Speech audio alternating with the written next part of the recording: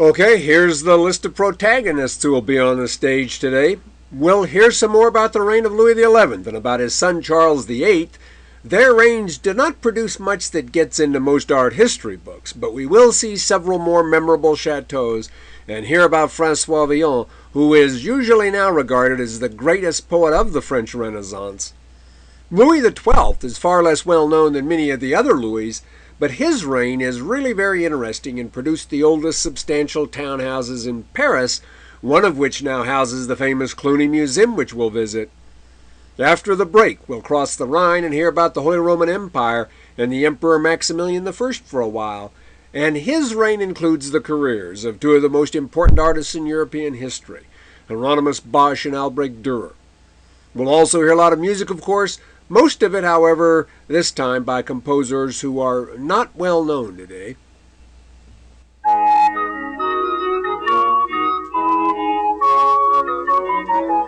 When we wound up last time, we were seeing some chateaux which were built more or less during the reign of Louis XI, or which were at least lived in by people associated with him.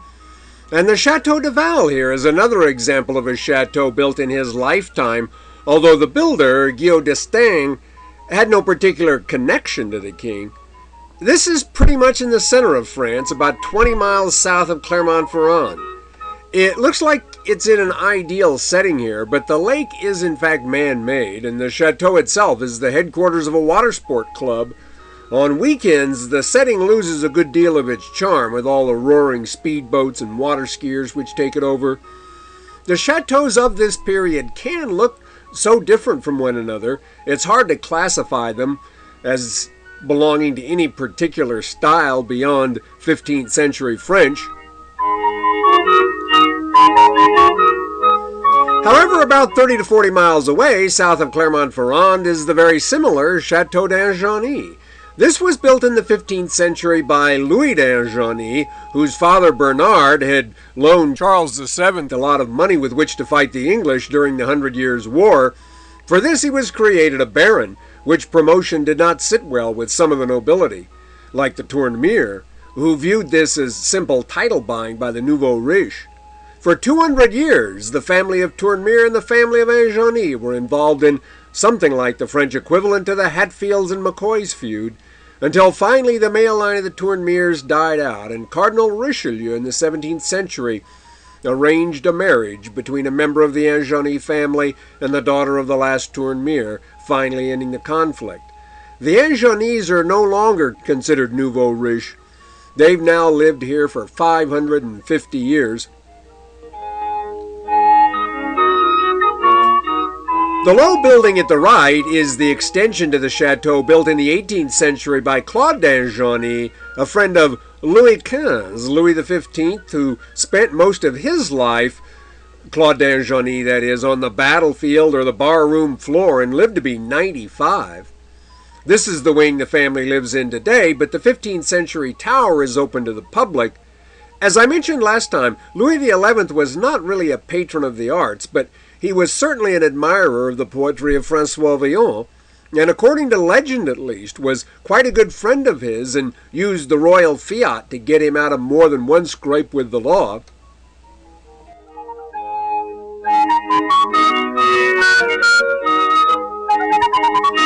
Here we are inside Anjani now. Villon has no connection to this place, but I'm going to talk about him here for just a bit. It's a much more pleasant place anyway than many of those he did frequent. He's famous for writing about the demi-monde of Paris, the thieves and drunks and prostitutes, but he was no idiot savant. He was in fact well educated and received the Magister Artium degree from the University of Paris and was a protege of Charles d'Orléans, himself an important poet and the father of the future Louis XII. It is true, however, that most of what we know about him comes from the police records.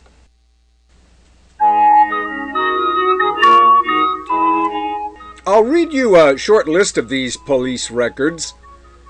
In 1455, Villon was involved in a fight in which a priest was killed, but investigation revealed that Villon was not the aggressor, so he was not punished. In 1456, he was beaten in a fight and fled to the court of René of Anjou. 1457, accused of robbing a church and banished from Paris. 1460, sentenced to death for some crime in Orléans, but freed by Charles d'Orléans. 1461, accused of robbing a church in Meung, imprisoned and released on the orders of Louis XI. On this occasion, Louis made the famous observation to the effect that his kingdom had lots of scoundrels, but only one poet.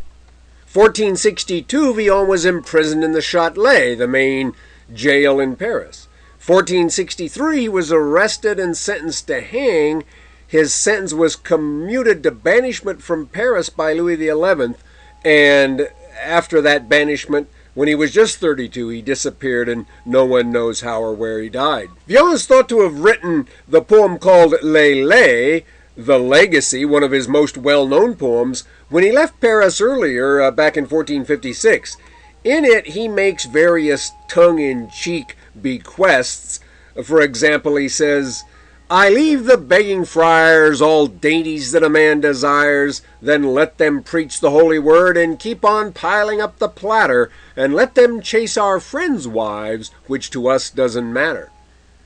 He says, he who wears a lawyer's name and threatens me with court, St. Anthony set him aflame. That's my bequest to him, in short.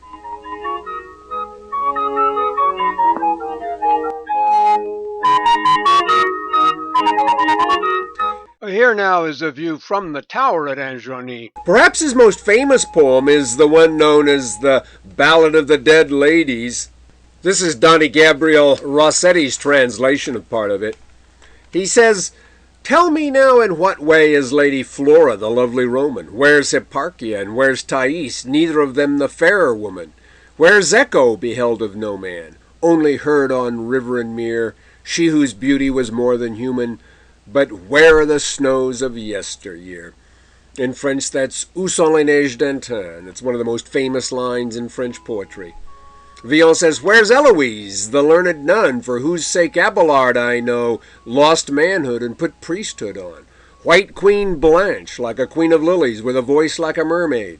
And Ermengarde, the lady of Maine, and that good Joan, whom Englishmen at Rouen doomed and burned her there. Mother of God, where are they then?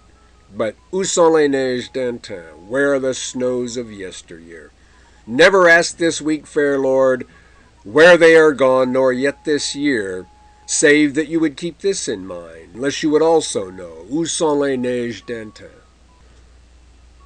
By the late 16th century, Villon was pretty much forgotten under the influence of Ronsard and La Pléiade, who thought he had, as it were, dragged the French language through the gutter.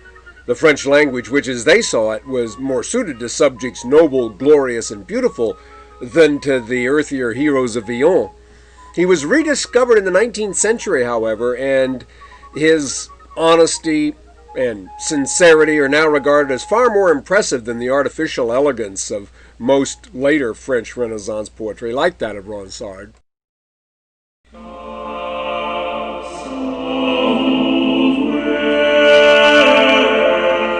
Louis XI died at Plessis-les-Tours in 1483 and was buried in the church of Cléry-Saint-André, where you see his monument now, near Orléans.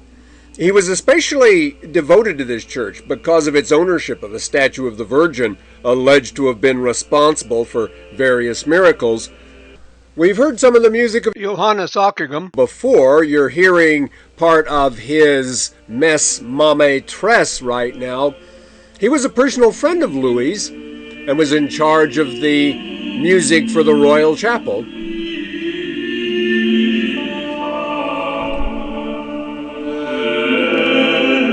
I might mention that Tanguy de Chastel, who killed John the Fearless in the presence of Louis's father back in 1419, in an episode that had long-range consequences about which we've heard, is also buried in this church. Louis left as his heir the 13-year-old Charles VIII, but just as Louis had not gotten along with his father, he seems to have felt little affection for his son either, who was mostly raised at Amboise, out of the royal way.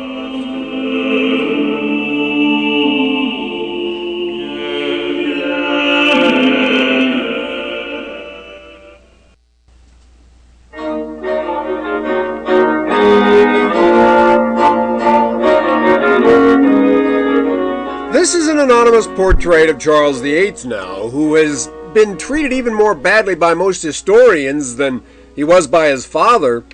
The 11th edition Britannica simply calls him a thoroughly worthless man. Since he was only 13 when he became the nominal king, his older sister Anne and her husband Pierre de Beaujeu, the Duke of Bourbon, became the regents for him, and they are universally regarded as much more impressive people than the king ever became. Louis XI said of his daughter Anne that she was the least foolish woman in France, which he certainly meant to be taken as a compliment. Charles was faced right off with a threat from his second cousin once removed, Louis d'Orléans, the future but impatient Louis XII, who allied himself with the rebel Duke François de Bretagne, Francis the Duke of Brittany, in what became known as La Guerre Folle, or the Crazy War. In 1488, however, the royal general La Tremoille defeated the rebels at the Battle of Saint-Aubin-de-Cormier, and the Duc d'Orléans was left to hope that the king, as yet unmarried, would never have a son who would deprive him of the throne as next of kin. 4 years later, when the king was 21, the Beaujeux gave up the regency and retired to the chateau of Gien, which you see here. Regents were not always willing to give up power once they'd acquired it, and Charles's sister and her husband have been praised by historians for their graceful abdication, even though they must have realized they were leaving France in the hands of one of its weaker Valois kings.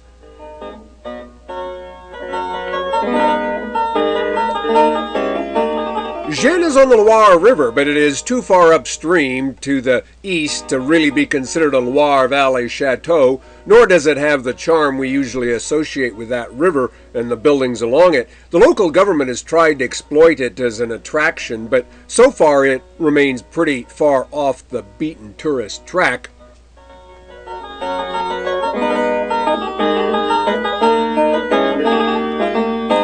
Here's the main hall, which displays a few mediocre paintings. The Beaujeux were the parents of Suzanne de Beaujeu, who married, as we'll see, the self-styled Constable of Bourbon, one of the real characters of the age, and as I say, about whom we'll hear more in a couple of weeks. One of the great achievements of the Beaujeu Regency was the treaty that followed the Battle of Saint-Aubin, by which Anne, the daughter of the rebel Duke of Brittany, Francois, who had no male heir, was to become the wife of Charles VIII, and by which Brittany, as her inheritance, was to be brought under the control of France. There were some other provisions that would allow Brittany to maintain some self-rule, especially if she were to die with no heirs, one of whom could take over as Duke of Brittany, but I won't go into all that right now. Essentially, Brittany became part of France with this royal marriage. And this marriage was, of course, a great disappointment to the Duc d'Orléans on two counts. First, it now became much more likely that the king, since he was married, would have a son who would take precedence over him, the Duc d'Orléans, in the line of succession. And second, the Duc d'Orléans had hoped to marry Anne de Bretagne himself.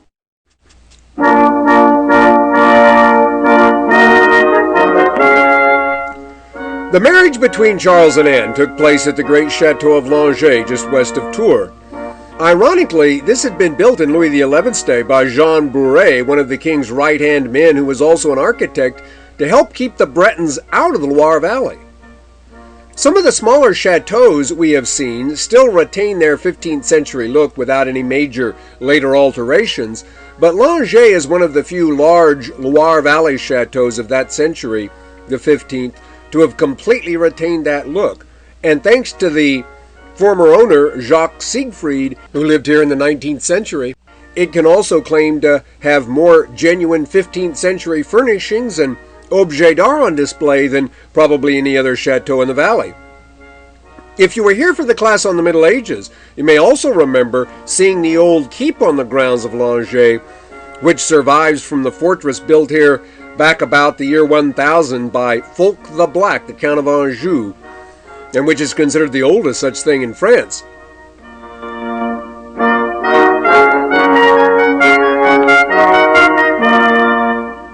Here you're looking across the drawbridge at the entrance. The Guide Michelin gives 6 Loire Valley chateaux 3 stars, but it only gives Langeais 2.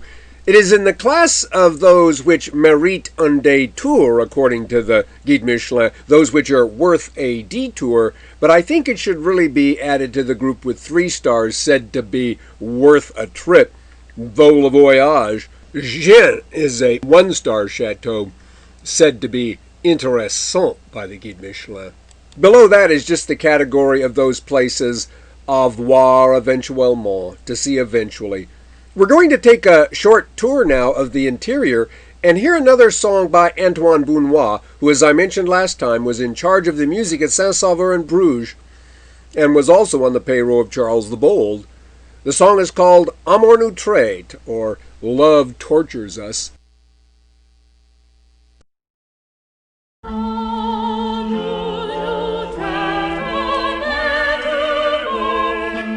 This is called the Salle de Garde, but it is set up as a dining room now.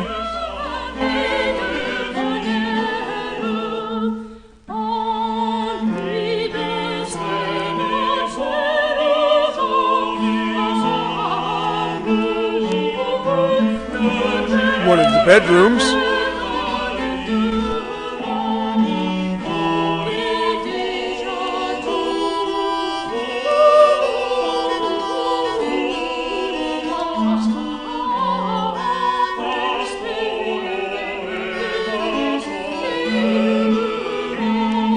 This is called the Millefleur room because of the rare 15th century Millefleur style tapestries on the walls.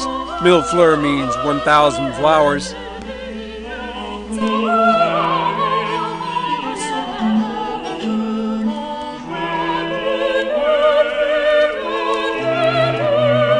This is called the Tapestry Room, and there's another 15th century tapestry depicting the crucifixion on the wall, and a 15th century credenza there that was probably made for Charles VIII and Anne.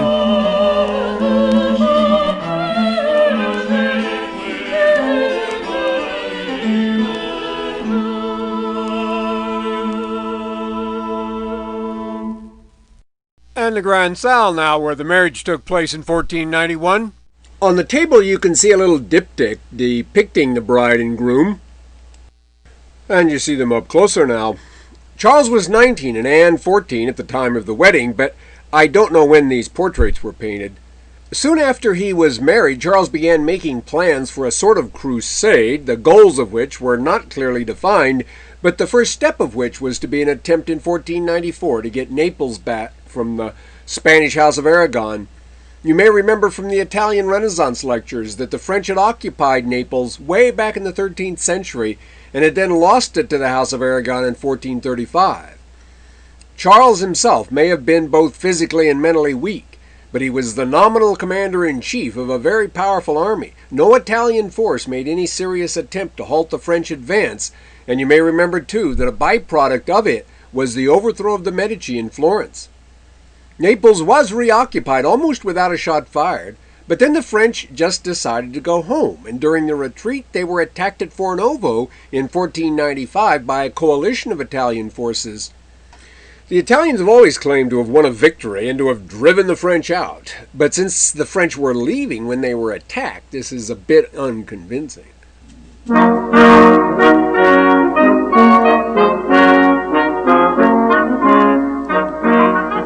And the French presence left in Naples was insufficient to prevent the Spanish from retaking it a few years later, so the whole episode there is now usually regarded by historians as a waste of French time and effort. Last time we saw several chateaux which were built more or less in Louis XI's day, and we'll see some now which were built on the whole in Charles VIII's day, though building a chateau was often a decades-long business. This is the Chateau of La Caz, which was begun about the time of the king's wedding by the Comte de Montclar and his wife Souberaine, who raised their 5 daughters here, and they had 8 granddaughters whose pictures are painted on the dining room ceiling. It is said that 3 of those granddaughters never left home, 3 became nuns, and 2 died of broken hearts. It's far down in the south on the Tarn River, and there probably wasn't much to choose from in the way of husband material.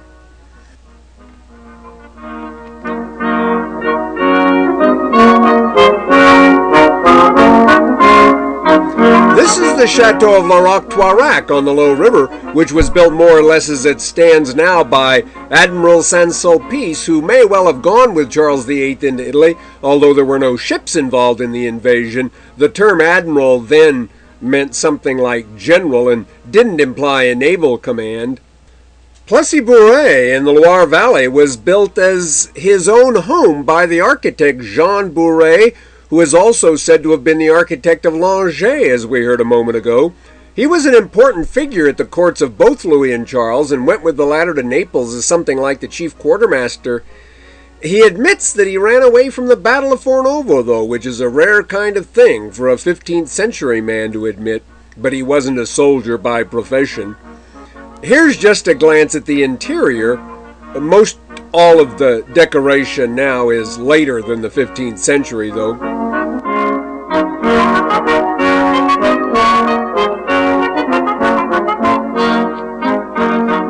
This is La Bretèche in Brittany, which was built by the de Laval family, which was given the property in return for services rendered to the crown by family members in Italy. It's now a hotel with an 18-hole golf course. It's been used in several TV commercials for things like L'Oreal shampoo and Tot champagne.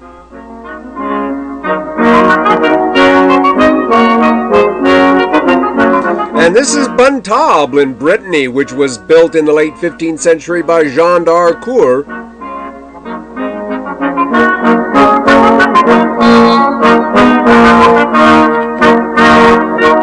And now you see Ussé, one of the largest chateaux in the Loire Valley. It was bought and brought essentially to its present size by Jacques d'Épinay, who went to Italy with Charles as his chamberlain. It is claimed here that this chateau was the inspiration for Charles Perrault's Sleeping Beauty story in his Mother Goose Tales. It is still privately owned by a marquis, but as in many such castles, the decorations and furniture are much later than the building itself. Here you see Charles and Anne adoring the Virgin over the entrance to the chapel of Saint-Hubert on the grounds of the Chateau d'Amboise, Charles's favorite chateau and the one where he had spent most of his boyhood. As I mentioned, he was not a very impressive physical specimen, and one day in 1498, when he was going out to play tennis at the chateau here, which was undergoing major remodeling, he banged his head on something, fell down, and lay dead at the age of 28. Since Anne had borne him no children, his nearest heir was, in fact, Louis d'Orléans, his distant cousin who had been trying to get the throne since Louis XI died. Anne also married him now, and thus became the only woman in French history to be married to two successive kings of France. Louis d'Orléans' claim on the throne of France came through his father, the poet Charles d'Orléans, who was the grandson of Charles V. I mentioned earlier in the quarter that he, Charles d'Orléans, was captured in Agincourt and spent 25 years in England before his ransom was finally paid by Philip the Good, the Duke of Burgundy, whose niece Marie de Clèves he then married. In this manuscript illustration, you can see Pierre Bladelin, whose picture we saw in the Bladelin altarpiece by Van der Weyden, arriving to give the English the money. And you can see Charles d'Orléans, riding away in the Tower of London in front of a puzzled audience, whose members had perhaps never seen anyone write anything before, let alone poetry. Most of his poetry, including quite a bit in English, was in fact written while he was under house arrest in England. He was not often actually kept in the dungeon of the Tower where you see him in this picture. However, he apparently spent much of his captivity in John of Gaunt's famous Savoy Palace and was treated more like a friend of the family than a prisoner.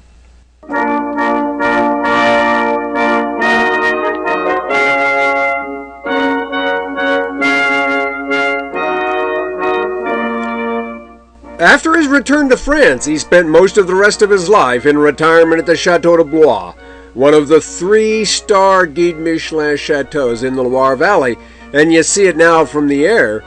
From the point of view of the history of French architecture, this is a very interesting place, because there are large parts surviving from 4 different centuries. The oldest part is the 13th century Salle des États. Charles and his son Louis XII built the 2 wings on the far side of the courtyard in this picture in a kind of late Gothic style. Then in the 16th century, Francis I built the main wing, now housing the state apartments on the near side in the Renaissance style. And in the 17th century, Gaston d'Orléans, the brother of Louis XIII, built the wing on the right in the classical style of that period.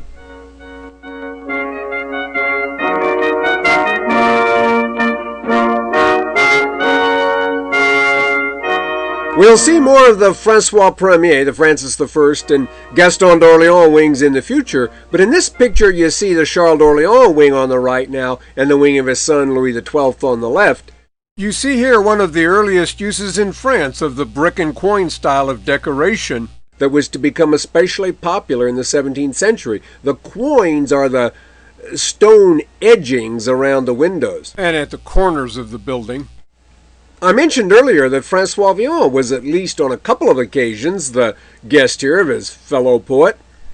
When Charles was 68 years old, his much younger wife, Marie, gave birth to the future Louis XII, and I think that's probably a record age for royal fatherhood.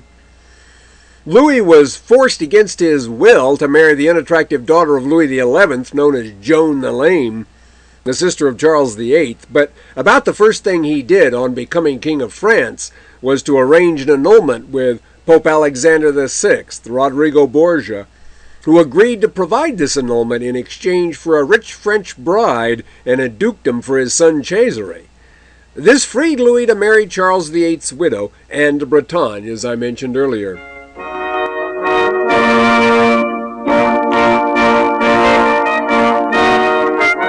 This is the so-called Louis XII room at Blois. Despite his troublemaking in the early reign of Charles VIII, Louis remained loyal to him after the end of La Guerre Fall and fought with the army in Italy. When one of his friends said that now that he was the King of France, he could get even with some of his old enemies, he said something worthy of the best kings. He said, "It's not up to the King of France to punish the enemies of the Duc d'Orléans." He might have been thinking of one of François Villon's lines. Villon says, "It's good to be thrifty, but don't amass a hoard of regrets." He should, in fact, I think, be remembered as one of France's better kings, at least as far as domestic policy goes, though he's certainly not among the best known. He attempted to forbid bribery and the sale of offices and kept his personal expenditure at a minimum at least. He said that he would rather have his courtiers laugh at his stinginess than have his people weep over his extravagance, but talk is cheap. He is in fact known in France as Père du Peuple, the father of his people. On the mantelpiece of the fireplace there you can see his emblem, his heraldic animal, the porcupine, between the L for Louis and the A for N.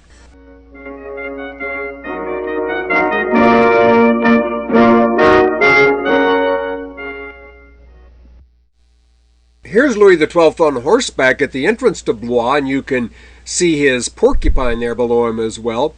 Despite his salutary domestic policy, he did, however, renew the French claims in Italy, which wasted even more French resources than his predecessor Charles VIII's adventure. You may remember, if you were in the Italian Renaissance class, that Louis's effort was concentrated on Milan because he was descended from the old Visconti line of rulers there, and regarded the Sforzas, who had taken over in 1450, as usurpers. This led to all kinds of trouble in Italy, and eventually directed the hatred of Julius II at him. The French finally evacuated Italy after the Battle of Ravenna in 1512 and the invasion of France by Henry VIII, acting at this time in his career as the ally of the Pope. Last week I sang a song by Josquin des Prez, you may remember. And if you were here last quarter, as I said at the time, you heard quite a bit about Josquin, who spent the better part of his career in Italy, but he also wrote the coronation fanfare for Louis XII, and we'll hear that now.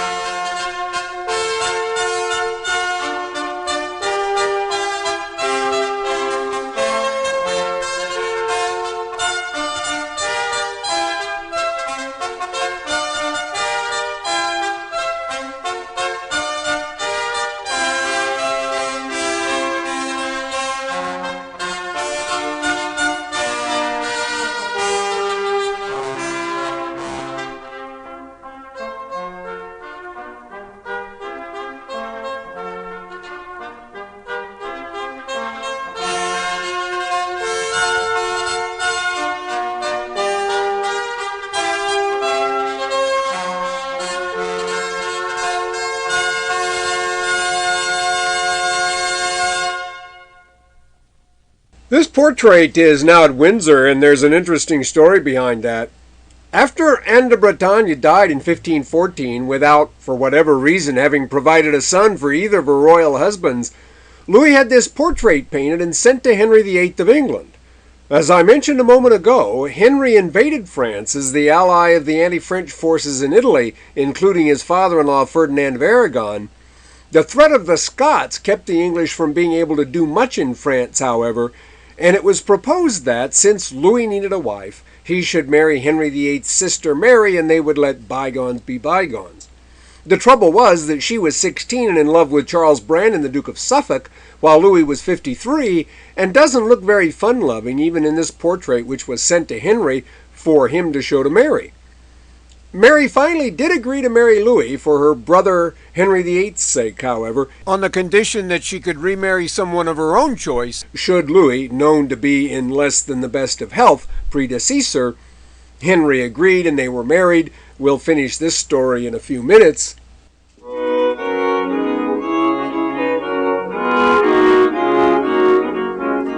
The two buildings regarded as the oldest residences in Paris survive essentially from Louis's day.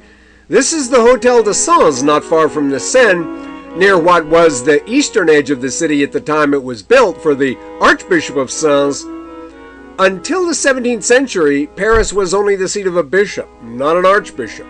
It was part of the Archdiocese of Sens, which, at the time when such offices were being assigned in the early Middle Ages, was more important than Paris, which was still known as Lutetia, that is, Mudville. No one wanted to be Archbishop of Mudville. By Louis's day, however, Paris was a much more important place, so the archbishops of Sens preferred to live in Paris rather than in their nominal seats, and this was built to serve them then as a Paris residence.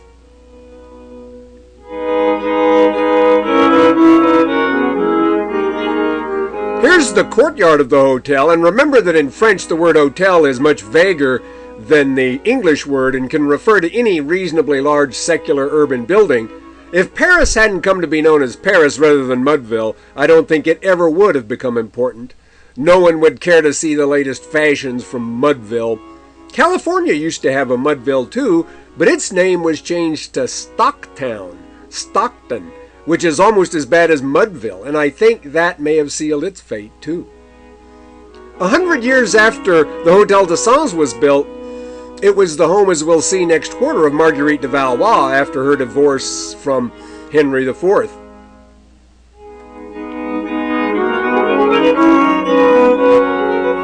This is the former residence of the abbots of Cluny, way down in Burgundy.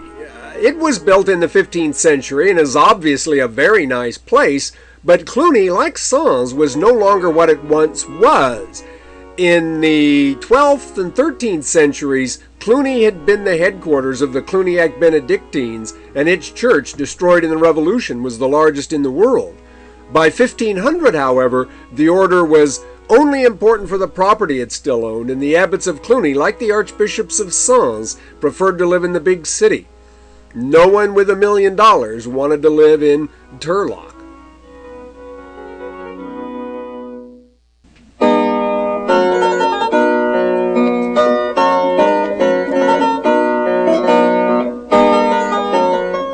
In Louis XII's day, Abbé Jacques d'Amboise of Cluny entirely rebuilt what was originally just a modest pied-à-terre in Paris for the use of the abbots of Cluny, and this building in the Latin Quarter still survives today as the home of the Musée de Cluny, which has one of the most important collections of medieval and Renaissance art and craftsmanship anywhere. You're in the courtyard of it here, and you can see the scallops he used as a symbol because of their association with the shrine of his patron saint, the Saint Jacques Santiago of Compostela. To return to the story of Louis XII and Mary Tudor, as I said, they were married, and then sure enough the king died the next year without producing any children. This meant that his heir was Francis I, Francois Ier, his cousin once removed. For Francis, one of France's most important kings, to get to the throne, both of his predecessors had to die with no sons. So Francis had to consider himself very lucky. and he wanted to take no chances that Mary could just perhaps be pregnant with a son who might be born after his father's death to deprive him, Francis I, of the throne. There are some inconsistencies in the reports of what happened next, but the popular view is that Francis then locked Mary up here in the Hotel de Cluny to see if anything would develop.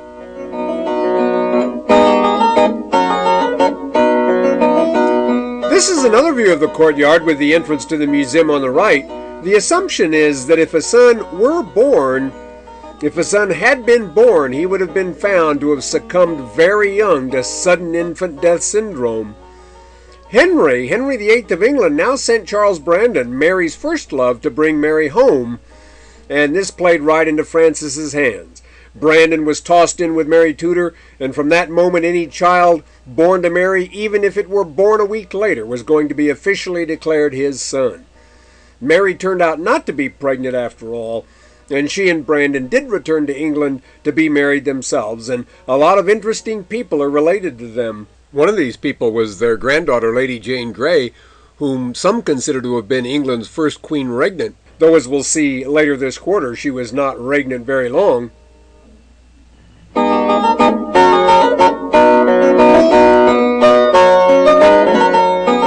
As I said, the Cluny Museum has a very important collection of very interesting things, and among these things are some of the most valuable tapestries in France. On the wall in this room you can see one of the late 15th century examples from the tapestry series known as La Vie Seigneuriale, the lordly life. The fact that a large part of the Cluny collection is displayed in a setting designed to evoke the context in which and for which it was created is one of the things that makes it so memorable. A visit to it, like a visit to a place like Langeais, is about as close to time travel as we can get.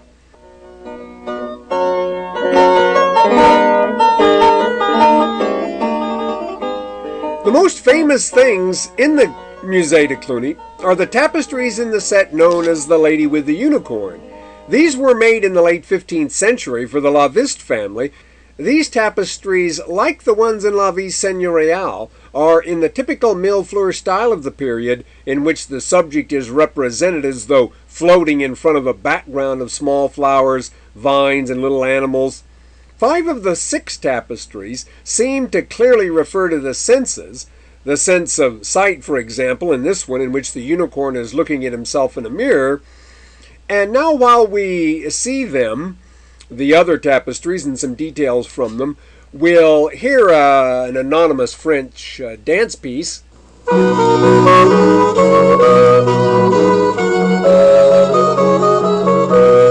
This is thought to represent taste. The lady is feeding her parrot and the monkey at the bottom is eating something.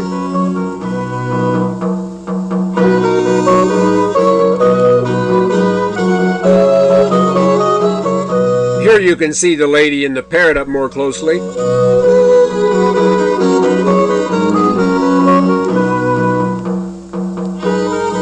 And some of the flowers in her gown.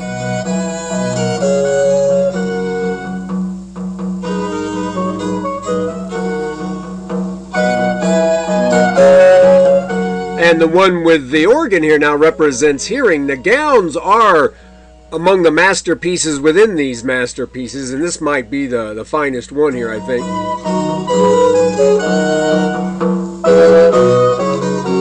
This is touch. She touches the horn of the unicorn.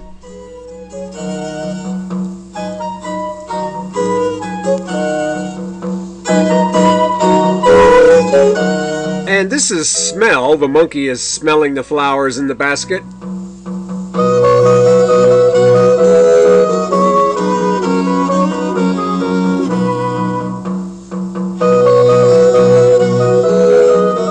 And here's the 6th tapestry, in which we see the lady in front of a tent on which are woven the words "A mon seul désir," to my one desire. This would seem to be a kind of dedication of the tapestries to, I suppose, Madame La Viste from Monsieur La Viste. But it has been claimed that the purpose of these tapestries is in fact to express the renunciation of sensual pleasure, which is required for the exercise of true freedom of the will, which is the one desire. It is argued that the woman in this last tapestry here is not taking a jewel from the box held out to her, but that she is rather putting her jewels away in sympathy with this theme. Of course, to use a theme, a subject in a work of art, is not necessarily to endorse the subject. Commissioning a work of art depicting the abduction of Helen of Troy is not necessarily to argue in favor of kidnapping. The subject of these tapestries may be the theme of the renunciation of sensual pleasure without it having been the intent of Monsieur Lavis to argue for such a renunciation.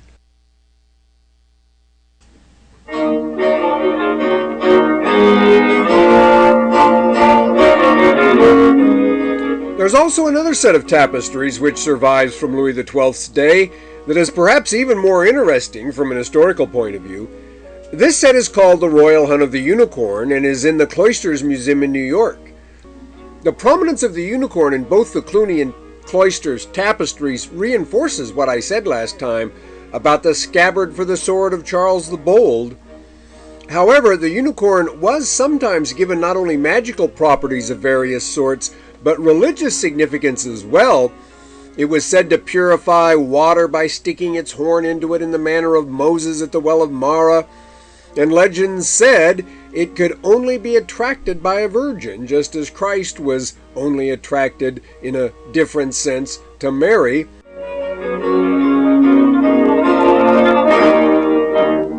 The interpretation of a work of art like this is often a lot like the interpretation of a poem. A discussion of what things mean, how they're to be taken, can go on many different levels, and it is not necessarily the case that there is one correct analysis. The unicorn was often associated with marriage, and there is good reason to believe that this set of tapestries was actually commissioned as a wedding present in some sense for Louis and Anne de Bretagne. It is virtually certain that we see portraits of them at the lower left in this detail from one of the tapestries, and Anne's monogram also clearly appears in them, as we'll see. And while we do look at some more of these details, we'll hear another anonymous French dance piece. Here we see the hunter surrounding the unicorn, barely visible at the bottom, which is dipping his horn in the water from the fountain, decorated with a monogram of Anne, an A and a backwards E, made from a rope tied with 3 knots in memory of her father, whose patron saint was St. Francis of Assisi. The Franciscans tied their robes with ropes that had 3 knots like this.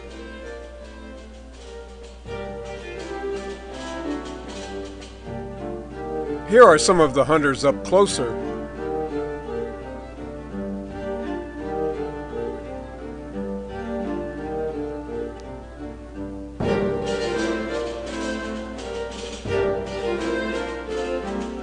And one of the beautiful background details that almost looks like it could have been woven by Jan van Eyck.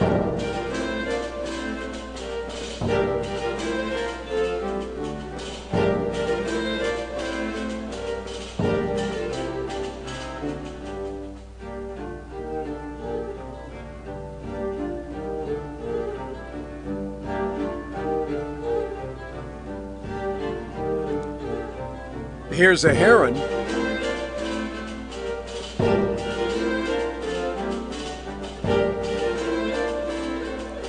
And the resurrected unicorn secure in his garden.